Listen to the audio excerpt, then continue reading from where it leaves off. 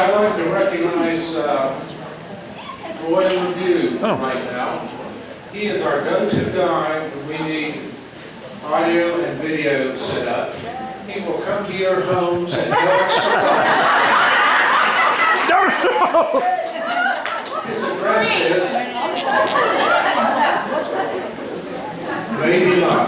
I'd also like to recognize Steve and Mary Lou Gehring, who provided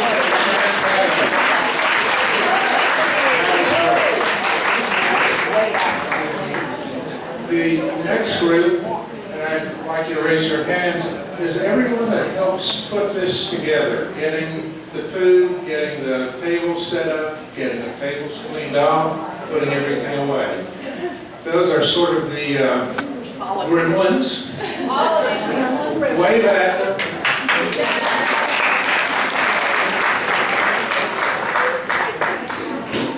Now our Vice President, Gabe Bollinger, is going to give you quick tips on kitchen gadgets. Hey, a lot of you know that I did red beans and rice here, and I did gumbo on the video. Today I have 3 minutes to show you how to use an egg slicer. Because I have this in my hand, I'm going to put it down and I'll tell you what I'm going to do. I'm going to do eggs, I'm going to do mushrooms, I'm going to do canned potatoes, which this really works for me. If you live alone, it's $1.20 to buy a can of cooked potatoes. Why would you boil a potato and skin it when you can do this? Potatoes au gratin, my friends. Hash brown potatoes. Potatoes you smash, put butter and parsley and pepper. This is such an easy thing for a single person at home. I'm not single, but my husband is always away, so I do this. Okay, strawberries and kiwi, great thing to use.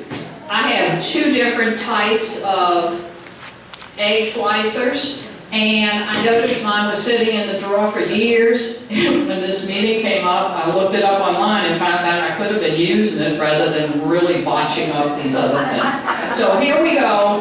Y'all can look at them. I'm just going to go one thing at a time. First thing, the egg.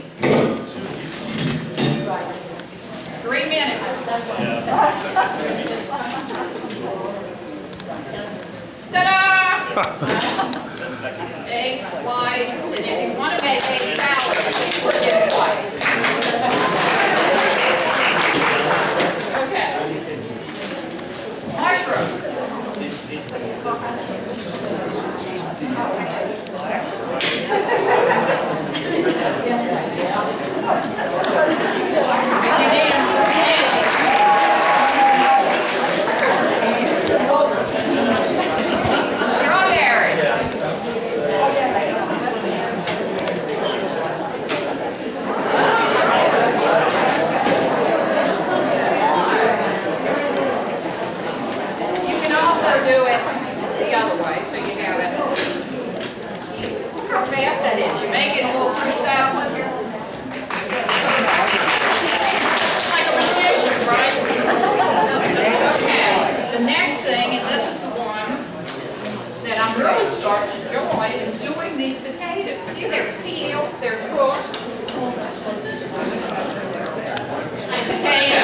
They come out.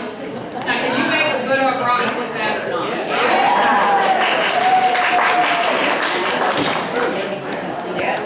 I put it back in and go, whoa, and we do hash browns, right? Okay, this is a kiwi. I didn't peel it, but I think it'll work anyway. I'm just going to cut them down. See how pretty? And I'm not going to eat it. It's not my favorite fruit, but I will show you.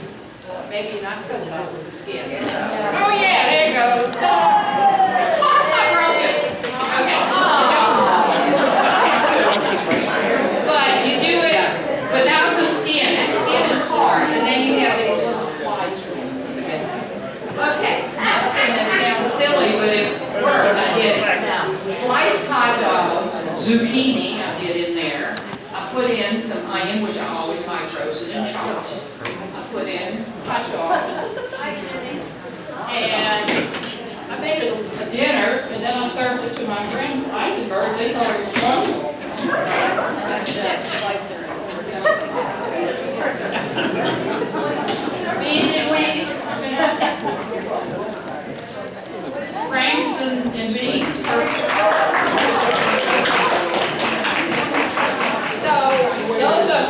things, if you can come up with some ideas yourself. It's just silly to have this in your pantry or in your kitchen gadget thing and never use it. So I'm starting to use it, especially on fruit, bananas. You can do bananas, that's soft cheese, but as you can see, peeled kiwis. Oh well, I didn't need two, did I?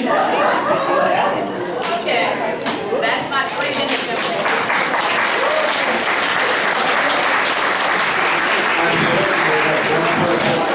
Slice watermelons. Not exactly. And I tried doing something else that was so hard. I did do sausage. If it doesn't have a thick skin, you could do sausage, and you could do bell pepper if I was making gumbo. And I took the slices of bell pepper and it made them all even, you know. But you have to slice it first and put it on. But it was a really nice way because when I do things, nothing is even. So it worked well. Okay, thank you, Dave. Cindy, will you come up, please?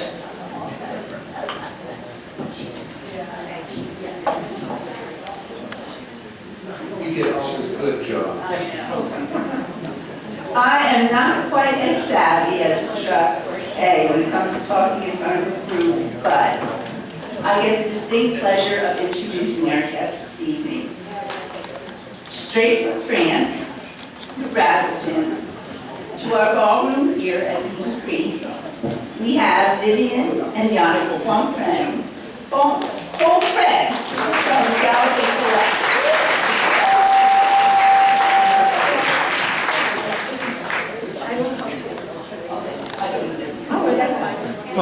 The Galloping Colette is a restaurant in Brazelton. It's on Davis Street, which is right across the street from the Brazelton Parking Deck. And it's a part of the mini mall that's connected to the old Brazelton Brothers department store. The Galloping Colette was opened in 2017 with Vivian as the most gracious hostess and Yannick behind the scenes as chef. It's a lively French cafe. And they also have chairs and tables with umbrellas for dining al fresco. I'll tell you a little bit what I know about Vivian and Yannick. They met in France, and the story I'm told is that Vivian took Yannick to her hometown in Britannia so he could taste her mother's crepes. And it was love at first bite. And I don't know if that was love with Vivian or love with the crepes or Or mom. her mom. That's a good question. Maybe we could ask him. Was it love at first bite or love at, we don't know that, right? When friends of theirs told them that these friends had a potential opportunity to open a deli cafe in New Orleans, it sparked the wanderlust in Vivian and Yannick. Well, you followed that very well, you're right. Ah, good. It's exactly that, yeah. So they decided to come to the United States, to Houston, where Yannick has relatives. Yes, it's true. His father said that used to live in Ocean, and we used to come every year for the past 13 years or 14 years now. And when we went to New Orleans with our friends who were considering opening a grocery store, we were there, why are you considering doing, it was a deli, not a grocery store actually. We were there, why are you not considering Georgia? We felt that there was so much to do in Georgia. New Orleans is beautiful, don't get me wrong, but Georgia is beautiful too. And so the Galloping Colette was born in Brazelton. Yes. Right next door to Houston. Yes, yes. They share with us some of their very dearest French heritage with sweet dessert crepes and savory galettes made with imported French buckwheat flour. Well, I don't think you need me tonight. Cindy's doing a great job. So please give a warm welcome to Vivian and Yannick of Galloping Colette.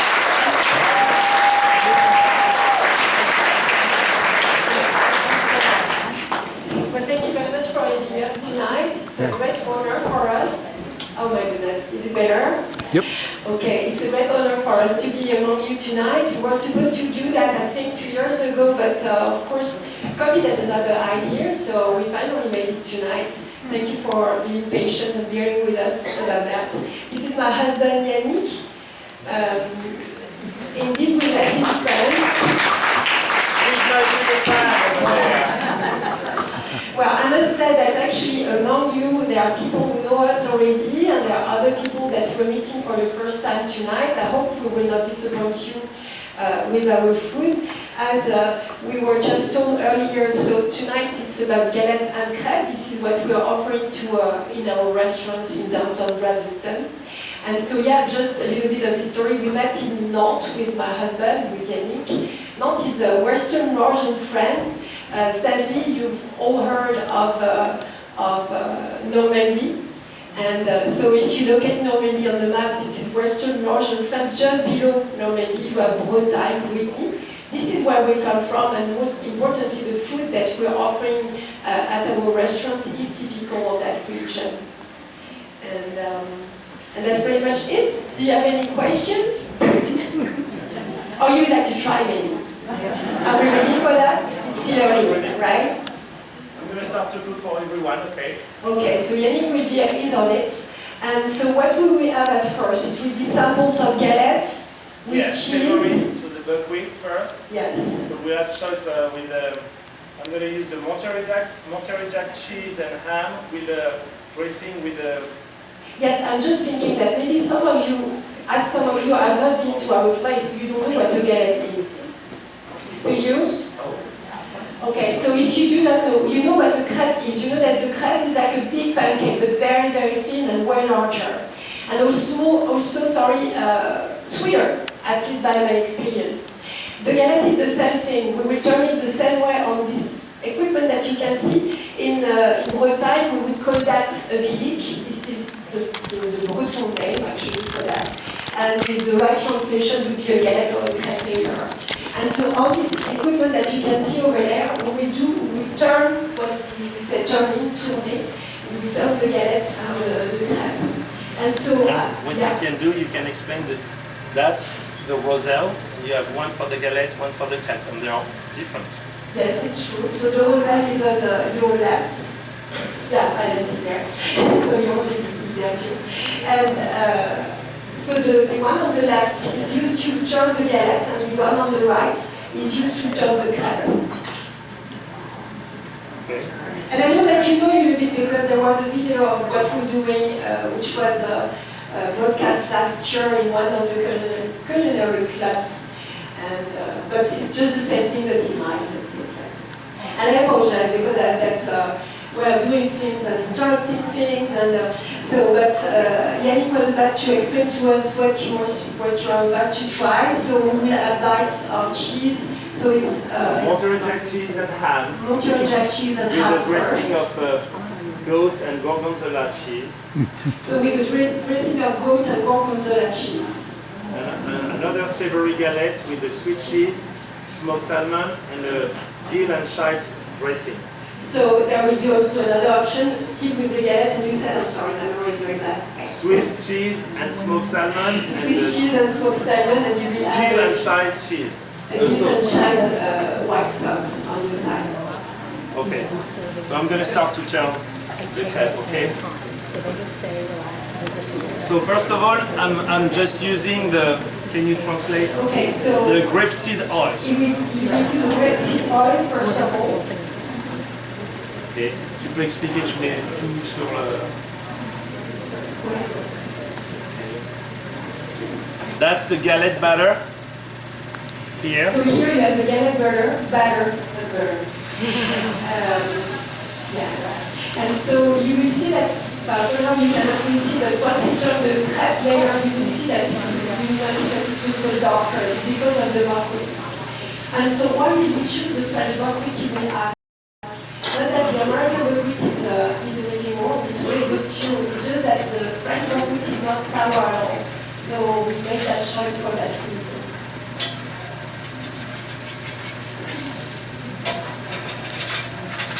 The first one stick a little bit, it's normal. It's always it's at first, and then I start to go smoothly. And so the galette, when you start to It's not supposed to be like that, okay? The hot dog. Okay, we're good. This is something that we eat. Traditionally, actually, I used to eat that at my mom's house every Friday night. She would do either galette or crepe. And, but also you can find that in the fair for children, for instance. Just like the hot dog, you go and eat your galette, you can roll it, or you can enter the plate. What's best usually when you have a galette? So it's the one. Now I'm going to turn with the hams. Mozzarella cheese and ham. So we do the first recipe I was talking to you about the cheese and mozzarella.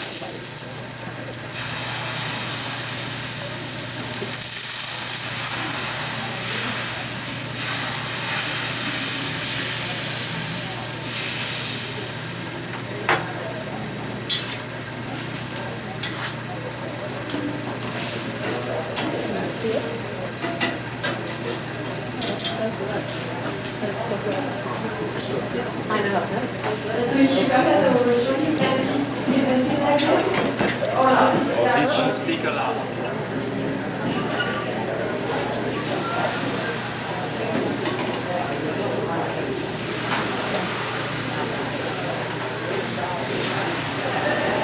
We are not going to be any ordinary culinary club in restaurants. You will be serving everything. You will have purely and purely galette. No, one of the forms of the hand, one of the other one, per person, and we will. So there will be two kinds of galette, one of each flavor.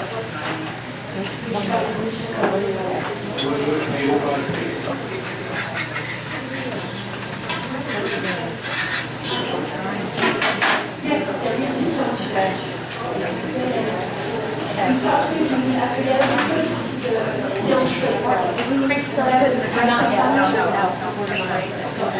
I mean, I'm gonna wait on it. I can do that, yes, I can do that.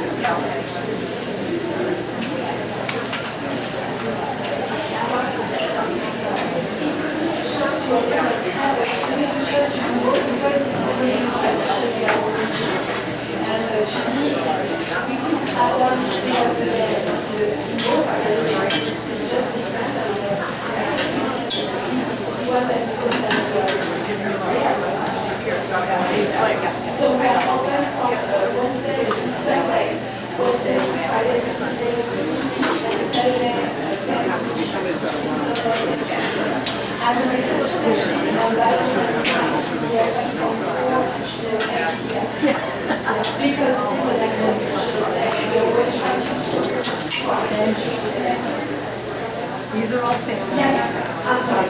Yes, I was saying that as an exception, we open on Monday night for Valentine's night. We're never open usually in the night, but this is an exceptional day that we're there. Outside and you wanted to read into it, we have a heavy patio. But yes, ma'am? Yes, Vivian, can you explain the galette, what galette means versus crepe means? I've never heard of galette, and I've been to France a couple of times, but I've never heard that word. So what does that mean versus the crepe mean? So that's a good question. The galette actually can refer to several pastries. And it will depend on the people that you meet actually in my region. Some of them will talk about the crepe, and even when we're talking about the galette. So okay, let me rewind that and play. The galette is a buckwheat crepe. It's basically that, but sometimes it can also refer to other stuff. For instance, in our region, you also have these little cookies, salted and buttered cookies, which are delicious. Sometimes you can even, we're not doing that, but sometimes you can find them at Costco, and really if you find them, they call them the galette Saint-Michel. It's really delicious. So this is a kind of galette. You also have some, actually it's in the bakery in downtown Brazelton that I discovered that you have other pastries which are called galette. And it's, when I say pastries, I'm not absolutely right on that. It's a savory thing as well, which is called the galette. And I couldn't describe that one to you. But basically, to get back to us, if I may say, in our region, okay, Bretagne, Brittany, is the gathering of several smaller regions, we call that département.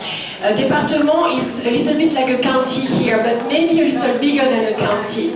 And if you are in the northern part of the area, just below Normandy, sometimes people will talk about crêpes, both to refer to the sweet ones and the savory ones. But me, I've been raised like this. We're from the south of Bretagne. My mom always talked to me about the galette. So when I'm talking about galette, this is the broccoli one, and I will talk about the crêpe only to refer to the sweet one. So it's a little complicated. We're French, so we always have a way around things. It is how it is. I'm so sorry. It doesn't make things easy, right? Yes, I apologize for that. Ma'am? Vivian, I have 2 crepe recipes. Yes. One has leavening and one does not. One has what? Leavening, like a baking soda or baking powder. Oh, yes. And one does not. Do your recipes have leavening? I cannot tell you that, ma'am, otherwise I would have to... I think I still have a little years ahead of me, so I cannot... But you can do both. You can do both. Yeah, exactly. There's not just that one recipe that you do. Every family has their own recipe. I brought my own recipe because Yannick was not born in Bretagne. He was born actually. He was born in Ivory Coast because this is where his parents met at the time, and then his mom brought him back to France. She was from Créteil, which is close to Paris, and they came to live close to Versailles. And then afterwards, a few years later, he came to Nantes, where we met, because his dad used to live in Nantes. So it's not to say that it was not in his life. The galette and crêpe are famous everywhere in France, but it's more traditional, more typical of the region where I was born, which is Nantes. And so he didn't specifically have a recipe with him when we met. But I had one, and then he learned his way to, he has his own now. So what he's doing is not specifically my own recipe, whether we speak about the galette or the crêpe. Although I must say that maybe I have a little impact on the influence of the crêpe recipe. But there are several ways of doing them. And you know what? Whatever works for everyone is the best. To each his own, right? Did you have any other question?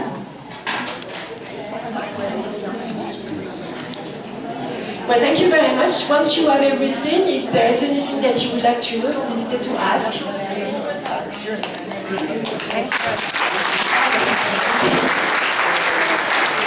Well, thank you very much for making it easy for me, because I know some of you, and I do not know everyone, but some of you I know, and it was helpful. I'm a little shy. I know that you would know that, but it's different from being here and at the restaurant. The restaurant is my environment. Here I'm also my environment. Thank you.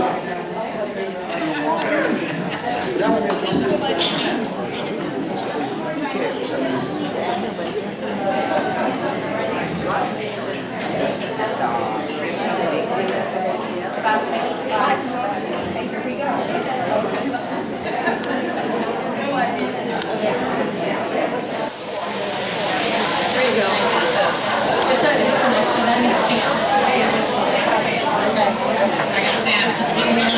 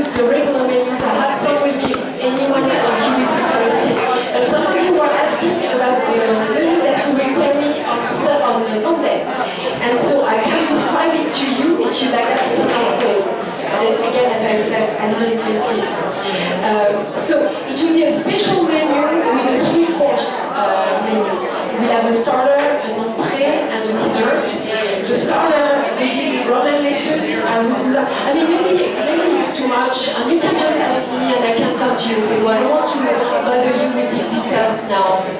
Maybe you can just tell me if you're interested and we'll come to your table. Okay,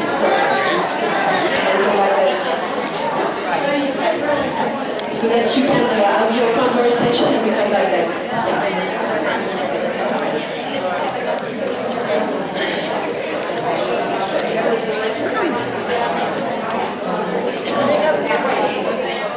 Theme for the year is going to be a taste of international, and tonight was a taste of France. Next month is a taste of Rio, Carnival in South America. Now, we're going to have king cakes because that's traditional for Mardi Gras. And I do need a volunteer. Has anyone here ever made paella and done a good job? All hands, there's one there. That's it? Okay. Do you have a neighbor from South America I can talk to? Let me know. I really would like authentic, but if not, you know, Cindy can do it and I can help her. But next month we will be doing Mardi Gras. We want you to wear Mardi Gras outfits, Mardi Gras beads, just come in a festive mood, and we may even do some second lining, okay? So anyway, thank y'all for coming. I'm gonna turn it back over to Chuck. But I thought this was wonderful. And it was actually Mary Lou, and they had gotten this set up for it, so it was wonderful. Thank you. Before you leave, I'd like to thank everyone for coming, and the new folks, how did you like it? Yeah. Good. We'd like comments back about things you saw that you liked here, and you can send those to me. It's cuthbertson.bellsouth.net. And if you didn't like something, that's fine too. Send it to Cynthia. That's it for tonight. Thank everyone for coming out.